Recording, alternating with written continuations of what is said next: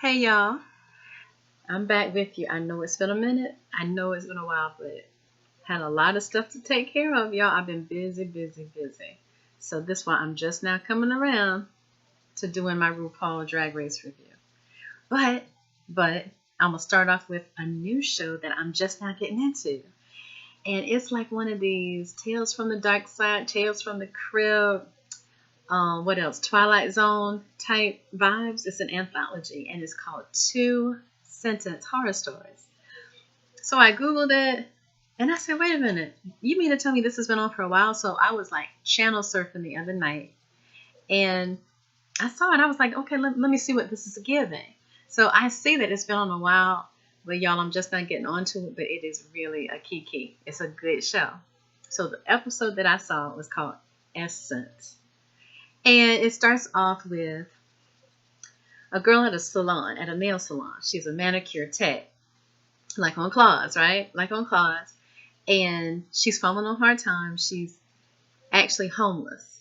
And so the salon manager is really, really, really snobby and sedity and stuck up and all this and all that. So she gets on her. The main character's name is Mina. Okay, Mina, real cute girl, Asian girl. So the salon owner, manager, gets on Mina because Mina was like reusing a treatment on one of the clients. This is called the VIP treatment. And it's supposed to be this and that and a third. So Mina was reusing the treatment instead of like using a fresh one every time or something like that. And then at the same time, she was getting on Mina. She was reading her down because Mina had been shaving her legs or waxing her legs in the ladies' room that morning. So come to find out, the reason why she's waxing her legs at work is because she's in between places. She's homeless. So the woman was like, I'm gonna fire you. It's it. You through. You done here. And then the actual owner, whose name is Cora, yeah, that's an old name, isn't it? Well, I'll get back to the old name again. Just keep that in mind, how old sounding that name is. So the owner of the salon is like a real well put together, attractive woman of a certain age, like Wendy Williams could say. Like maybe she's like in her 40s or something, but she's very well taken care of, very attractive. Nice hairstyle. You know, the hair is laid, face is beat. She's wearing her Gucci and Poochie and Moochie and Uchi, right? So she real well put together. She stayed turning it. So when the manager was about to fire Mina, she's like, oh no, this client loves Mina. And Mina does such a good job of her nails. And when she posts her videos and her pics on Instagram, this chick gets all these likes because Mina does the nails so well and all this, all that. So she's like, well, if she's homeless, this Cora now. Cora was like, if she's homeless, we'll let her stay with this girl named Tran. Okay? And they'll be roommates and, it'll be all good. So Mina being in between places and really needing a job, she needs a job. She was like, okay, I'll do it. So she moves in with the girl named Tran, and they're both nail techs at the salon now. They both Asian girls, real cute, real attractive. Like 20-something, early 20-something. If that. So they move in and they start bonding and becoming sisters and, just getting to be good friends. Come to find out, the girls that work at the salon that are like highly rated, they like really know their job. They got some good skills. They move them up to this thing called VIP, where they do this salon treatment, this skin treatment called the VIP treatment. Okay, so they do nails at the salon and they do facials and skin treatments and things of that nature also. So they do all of that stuff. So anyway, it's called the VIP treatment, and it's supposed to be it. It's supposed to be the plug, y'all. So what happens is Mina and Tran start getting sick, and they start having the itch. Their skin is itching, and all of this. And they put it all together. They talk about it. They discuss it, and they put it together and figure out it's the VIP treatment. There's some kind of chemical or some chemicals in that VIP treatment that's causing them to be sick. And so they're talking and they're like, wait a minute, all these girls that were it at the salon, they were it, y'all, making all this money. They had all these clients. The people had to come to them for the VIP treatment. These girls only last about a year, if that. And then when the year is up or when it's close to the year, the Cora or the manager, they come in and say that the girl walked off. The girl quit for whatever reason, and they never see the girl again. So they say it's like really strange that, number one, the VIP treatment makes them sick because of these strong chemicals, and nobody knows what is in the treatment. They don't know what the chemicals are. So number one, doing the VI treatment, applying the VI treatment makes them sick. And number two, they disappear after they've been working there for so long.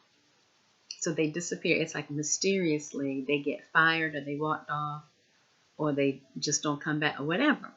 So they put two and two together and figure out it's the VIP treatment that's killing the girls. It's not like they're leaving on their own accord. They're leaving because some kind of way they know something going on. Something is just not right. It just ain't right, like Keith Sweat say. So Mina was like, I'm gonna go check this out. Now at this point in time in the show, Tran, the star's roommate, has got real sick. Like she done fell out in the ladies' room at the salon. She in the bed, can't move. She in the bed sick. And so Mina, who's coughing a little bit and scratching a little bit, but she still, got it together. She said, let me go to the salon to get some evidence. So as soon as she said that, I said, girl, don't go down there by yourself. Don't do it. Take somebody with you, call the cops, the FBI, the CIA, Homeland Security. Call somebody. Call somebody. But she didn't. You know how they do in these movies and in these shows. So she goes down there, looking around, trying to see what she can see, trying to find what she can find. And guess who walks up in there, y'all?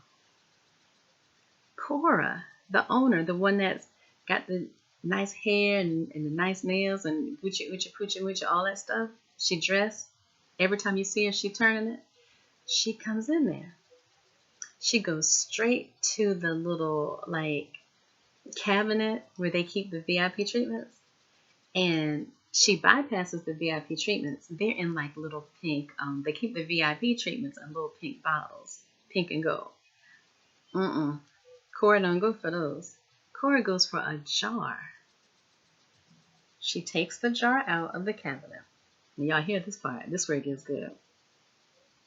Cora, fine, sexy, well put together. Woman of a certain age, but not old now.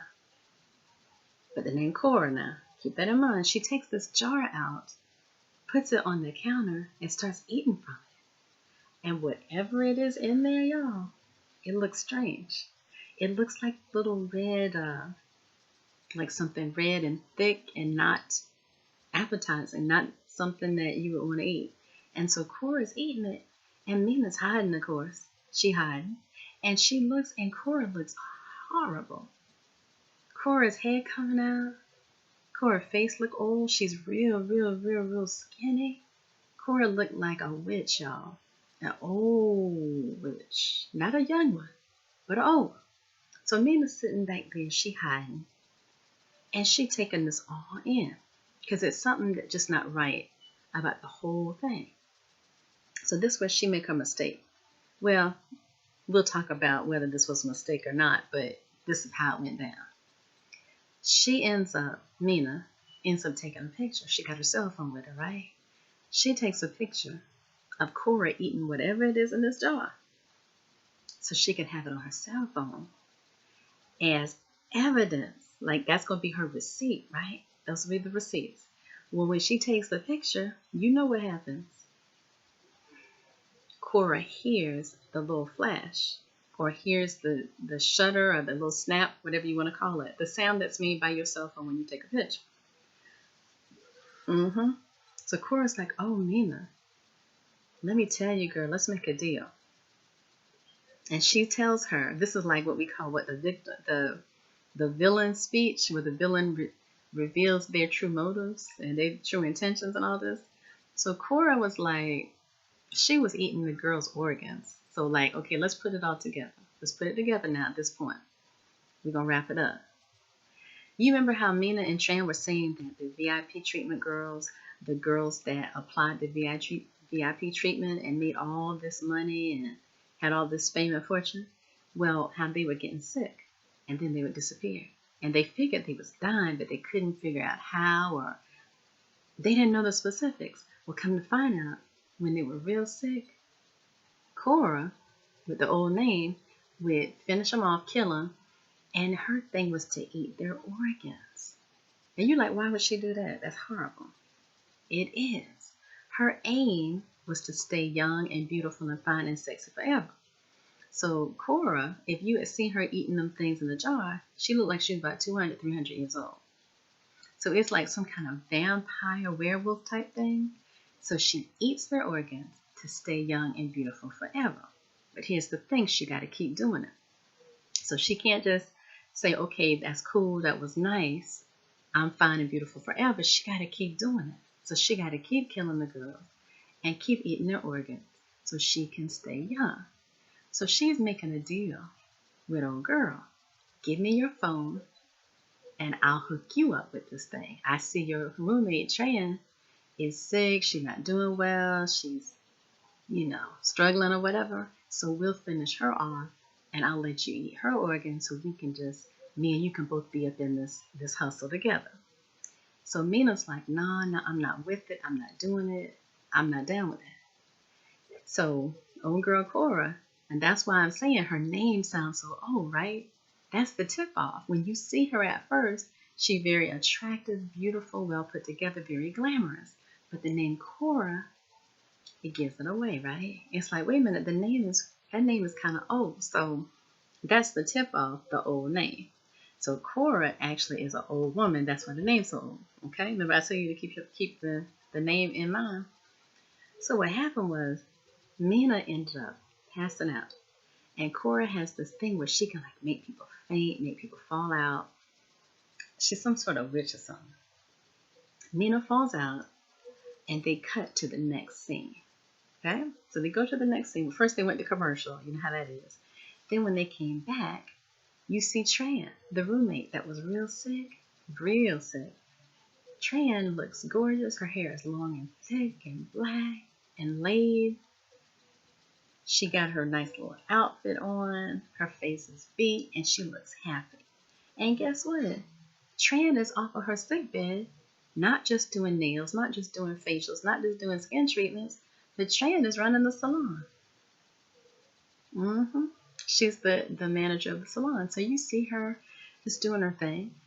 And then you're like, wait a minute, where's Mina? If Tran is fine, Tran walking around, Tran is in charge of the girls, where is Mina? Because Mina was the star of this episode. She was the star of this show. So you don't see Mina anymore. But you see Tran go in the back. Okay? You're like, wait a minute, what's going on?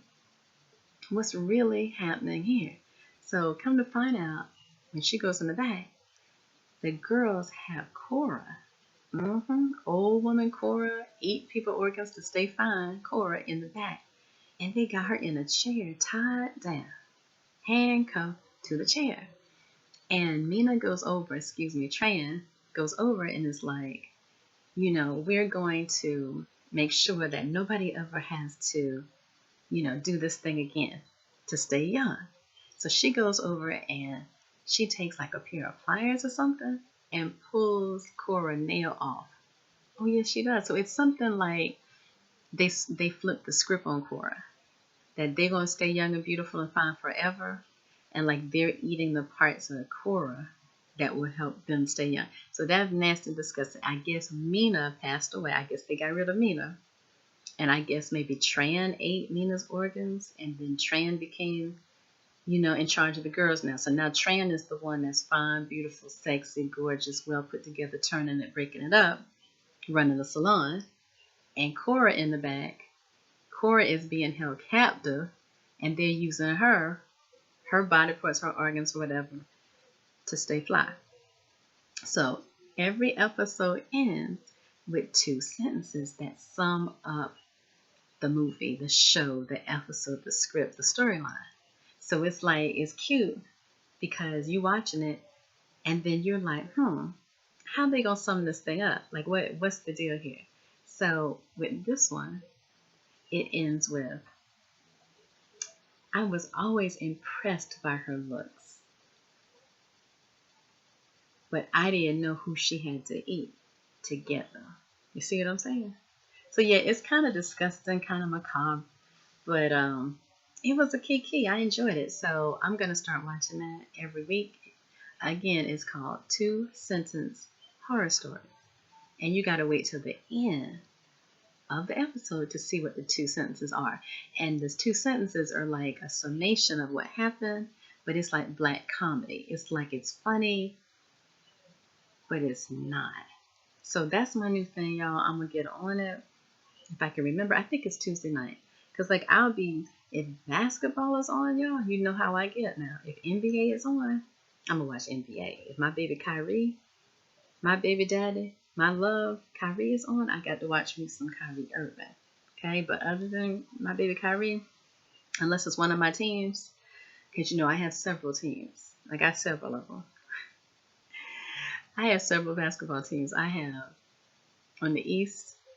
In the East, I got my baby's team, the Brooklyn Nets. In the East, Eastern Conference. In the Western Conference, I have the Lakers and I have Golden State. So, I got several teams. I have three teams. But like I'm saying, if one of my teams isn't playing, if a good game is not on, I'm on Tuesday night, I'm going to watch me some Two Cents Horror Stories because it's real cute. And I used to love Tales from the Dark Side, y'all. I used to love Tales from the Crypt. Twilight Zone, when they do like the Twilight Zone marathons, right, on New Year's Day or 4th of July, I'm like glued to the TV all day long. I don't move. I don't leave the house. So anyway, it's cute. I liked it, and I'm gonna watch it some more. And the little two sentences, like I said, it's like they'll be cute and funny, but kind of in poor taste at the same time, if that makes any sense. Let's go into RuPaul's Drag Race. Now, let's see, y'all. I know it's been a while. I know you're like, where's she been? It's almost time for the next episode. But like I said, I've been busy. And here I am. I finally got around to doing it. So here we go. Let's enjoy it. We had the fashion show. Now, the fashion competition had to do with what? None other than handbags, purses. So the girls, the queens, they had to use. Well, first of all, the first go round, the first part one, was called Miss Moneybags. That's what it was called. Get it? Money bags. So the whole thing was like, you got to turn it and you have to organize your look around a handbag. But it can't just be like ordinary, expected, every day. You got to do something that's over the top, but still it's over the top, but attention getting and not too much. You see what I'm saying? Like a balance between attention getting, but not putting 20 on 10. So we start off with Denali. Denali, who did that good lip sync last week to 100% Pure Love. Well, we start off with Denali, and she's got this bad Cruella de Vil red and black pantsuit on. It really was giving you Cruella de Vil tease, y'all. So she had a red and black pantsuit on and a white wig and this big old oversized hat. Huge hat. And then she had one long fingernail holding a cigarette. So she was like Cruella de Vil down. Okay, so that's Denali. And her hat was huge, when I tell you. And the big white wig, she did that. Joey J came through with like an 80s rock band look, like a Duran Duran type thing. Aha, who else was big then? Well, y'all know what I'm talking about. So it was basically black leggings with a red jacket, and the red jacket had big old shoulder pads, and it was giving you rocker tees from the 80s though. And Joy J had the short hair, short natural hair, and the hair had red in the top. And it was like shaved on the sides.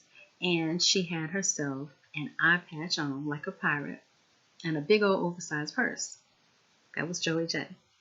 Lala Ree came through with like she was giving me like African businesswoman, corporate executive tees. It was a nice little mini dress that was black, no, excuse me, it was green and gold. And the green was like a dark colored green. It wasn't like a Kelly green. It was like an olive kind of green and gold. And so it was like, giving me Nigerian businesswoman. She had an oversized purse to go with it, and the confidence was over the top. The confidence was there. Okay, so green and gold, African businesswoman vibe, and she had her bald head, and she was doing it. She was turning it. Tanisha Amon came through. The wig was gorgeous. The makeup was nice. The makeup was really nice, but her outfit was like a green corporate executive, like a business suit. And it looked like she was just going to a meeting. It didn't look like, wow, look, oh, look. It wasn't something that was attention getting. It wasn't something that'll make you like turn your head. It was like, okay, that's nice. It was calm. It was understated. It was demure, but it didn't really pull you. Okay. And then the eyeshadow that she had on is white. So that's like, why she pick white for the eyeshadow? So anyway, and remember that comment. It's going to come back up at the end when they do the remarks. Now Simone had on a pink pantsuit. When I say pink, I mean pink, and then had a bright red wig to go with it. So it was like red and pink, and it's like, you know how people are like, red and pink don't match. Well, she made it go together because of her confidence and her attitude. So she was like, red and black, oh, I'm gonna make it work. And she certainly did. So she had a pink pantsuit on, bright neon pink, and then a bright red wig. And then she had the knees out. The knees for the little pantsuit were out. So it's like Simone knows how to take something and make it her own. I just love that. It makes it like worthwhile, because you're like, oh, this is nice. And then she'll take something just like that headscarf, the do-rag last week. She'll take it and she'll make it her own. She'll give her own spin to it, where it's something that you're like, oh, Simone. She makes sure that she stands out. Mick came through with a black pantsuit, and this was what? With, I can't say it, y'all, Swarovski crystals all over it. So she spent some time putting that together. Because, they got to sew their own outfits. They got to design them and sew them. So she worked hard on that. So the crystals, so Swarovski, however you say it, were all over the little pink, all over the pantsuit. Red purse. And one side of the pantsuit, y'all, the front part was out. So you could see like her top underneath. White goth-like makeup. You know how Mick does. She likes that goth, that real white makeup. It works for her. Now, the eyeshadow don't work for Tamisha, the white eyeshadow, because she is a sister. Mick, it works. Everybody can't wear everything. Tina Burner came through with a black and white houndstooth skirt suit, y'all. Oh yes, it was nice. And then these high stiletto heels. The hat that she had with it, she had a bright red hat to go with it. It was cute. It was nice. I liked it. And she had her like, those little short wigs that she loves. She loves the little short curly wigs, looking kind of like Betty Boop's hair. But she had a red one on, a red wig that was short and like crimped, tightly curled. Handy Muse stood out for me too. Handy Muse was like owning her weight, y'all. You got to give it to her. And remember last week when they told her, oh, your underwear, your undergarments are showing. Well, this week, she said, okay, I'm gonna show my undergarment for real this time on purpose. So she came through with pink lace lingerie with pink garters on, And she had like a hat made out of money, not real money, but you know, it looked like cash, like dollars. And she was like doing it. Heavy set, plump, fat, however you want to call it, but very confident, very self-possessed, and loving her figure, owning her size, standing in her truth. It's great. I enjoy Handy Muse being confident in her body size because everybody is not going to be a size 2 or 4 or 6 or even an 8.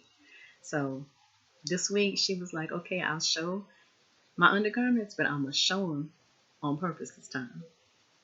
So that was the first one. This money bag was the first part of the little fashion competition. The second one was gag us with your bags. So this one, they went all the way out. So we got Denali, came through with a traditional Mexican garment, and it had floral. It was made out of floral material. So you're like, what is that? So come to find out that Denali put together a bunch of floral purses. So you know you got to sew on this show. You can't just beat your face. You can't just paint your face. You can't just lay your wigs and your weaves. You gotta not just sew, but you gotta be a fashion designer because you gotta come up with something that's attention getting, that fits your body, that fits your personality, that suits the theme. You got to come up with all that. So Denali did the traditional Mexican garment, and she's a Mexican American young lady. And Joey J came through with the Madonna meets Lady Gaga meets Minnie Mouse. Yeah, that's what she said, Minnie Mouse. So Joey J had a black and white mini dress on, a high platinum blonde wig on, ponytail, and a bow in the back. That was Miss Joey J. And then Lala Ree came through. Now look, y'all.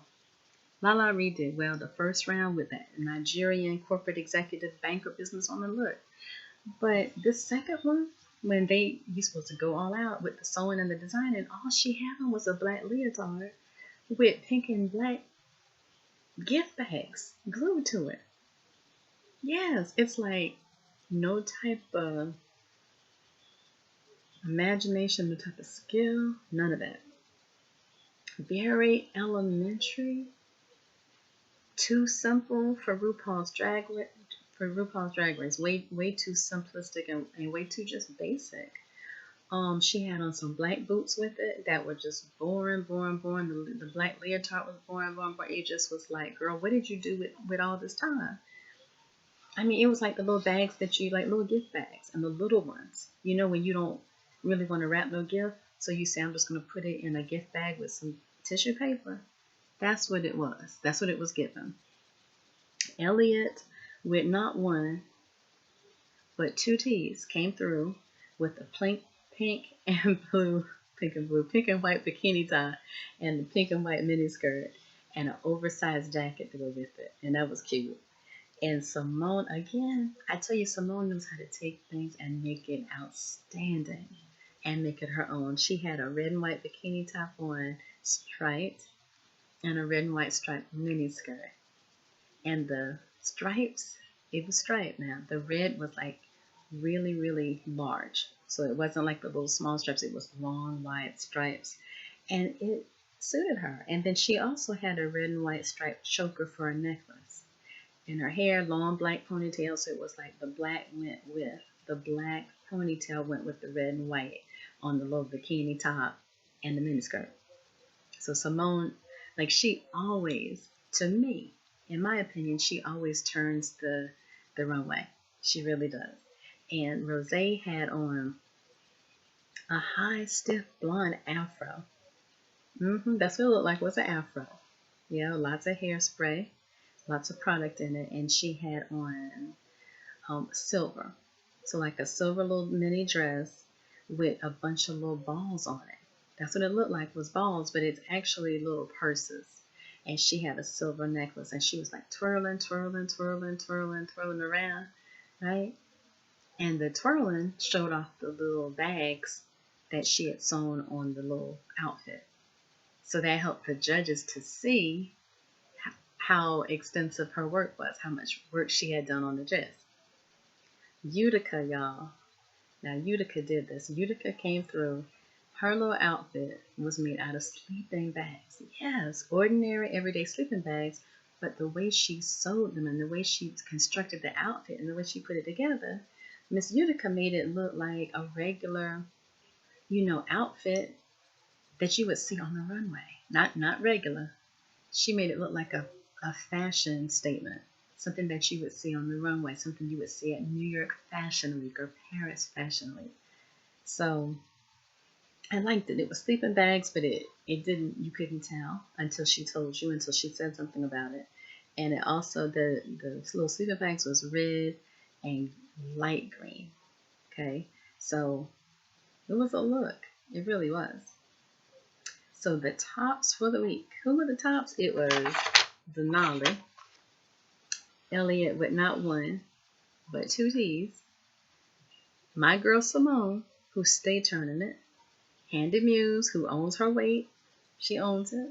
Proud of it, stands in it. Tina Burner, of course. Tina is she's an impressive queen. Also, she stays breaking it up. And then Olivia Lux. Those were the tops. Oh, yes. And out of the bottoms, the challenge winner was Gottmik. Okay? Gottmik. Let's see, the lip sync. Let's get to the lip sync challenge. Lip sync for your life, because I told y'all before, that's my favorite part every week. I love me some lip syncing. I love it. So Lala Ree ends up having to lip sync for her life against Joey J. Now, this is how it went down. You might disagree. You might say, oh, Lala Ree was it, and she turned it and she broke it up. And if you feel that way, hit me in the comments. Now, I'm going to keep it real. I'm going to keep it all the way 100. No cap. To me, Joey J did better. Because Joey J was like, knew the words. She knew the lyrics to the song.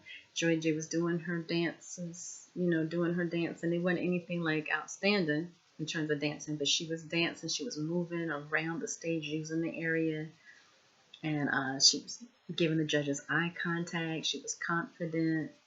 And using her hair, using different parts of her body. Now, on the other hand, Lala Ree was up there taking the bags off, the little gift bag outfit that I told you that was so basic and simple and simplistic and was just lazy, just lazily put together. Well, she was just up there taking the stuff off. That's it. That's it. That's it. So, let me skip to the end. Ru made her decision. Ru decides to keep Lala Ree because Lala Ree was funny and made Ru and the judges laugh. So Lala Ree was up there taking the bags off, stripping down, acting like she was picking up the dollars off the floor, like how, like dancers doing stuff. And they just, holler. So anyway, I disagree with the winner of the lip sync challenge. Joey J ended up having to go home. Yeah.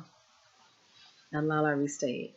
So if you haven't seen the show, you got to see the show, because that Lala Ree, those little bags that she put on, if I was the judge, and I'm not, it's not my show, I know y'all, but if I was the judge, I would have sent Lala Ree home immediately for walking around with those little bags on, like for coming out the bag with them bags on. Like, what was she thinking? On RuPaul's Drag Race? This your one opportunity to shine bright and get endorsements, get all kind of fame and fortune because you win, and then you're gonna come out there with them little bags on. If I were Ru, I would have been like, look, we're not gonna have no lip sync challenge this week. We just gonna send Lala home right now. Let's Lala get your stuff and go. So hit me in the comments, y'all, and tell me what you think. How did you think the runway was? Who were the ones that caught your eye, your attention? Who were the ones that you think was just a waste of time? What did you think about the lip sync challenge? Did you agree with me? You think Joey J should have stayed? You think Lala should have stayed? You think Lala should have gone? Hit me in the comments and tell me what you think, so we can have a good little conversation about it. But I could not believe that they let Lala Ree stay. That little outfit, y'all, it was giving me like middle school home ec teas. Yes, like home ec, like home ec, where you're learning how to sew, how to put things together for the very first time, and you don't know what you're doing. It was giving me middle school. I mean, might not be middle school, it might be elementary school home ec teas. Did they teach home ec in elementary school? Do they? But anyway, y'all, I'll catch y'all next time with the next installment of RuPaul's Drag Race, as well as the 2 sentence horror stories. I'm gonna catch y'all with both of those reviews for next week. So if you haven't hit like yet, go ahead and hit like. Go ahead and do it. If you haven't subscribed to my channel, go ahead and subscribe now. That's right, hit the little bell with the 2 parentheses on the side. And I appreciate it. All right, y'all. I'll see you next time. Have a great evening.